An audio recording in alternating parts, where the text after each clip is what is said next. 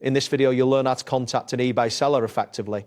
This guide will take you through the necessary steps to ensure your questions are communicated clearly and efficiently. Begin by logging into your eBay account.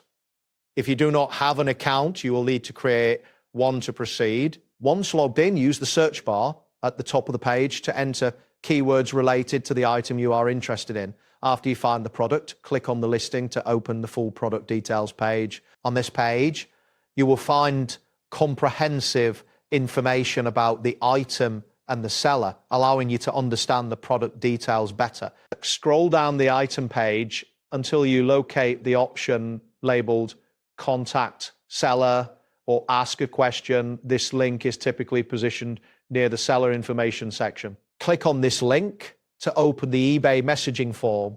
Within the form, you will see a drop-down menu where you can choose a category related to your inquiry, such as shipping or item specifics. It is important to select the appropriate category to ensure your question is directed correctly. Once you have selected the category, write your message clearly in the provided text box.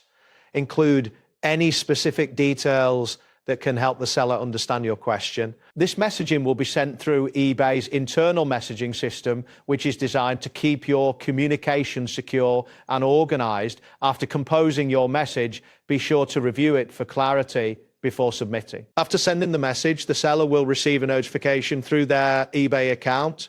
Typically, sellers respond using the same messaging system. To check for replies, navigate to the messages section of your eBay account, which can be found in the upper right corner of the page. Open your messages to read any responses from the seller. It is important to read replies carefully and feel free to ask follow-up questions if necessary. This ensures clear communication and helps avoid any misunderstandings before making a purchase. That wraps up today's guide. Thanks for watching and catch you in the next tutorial.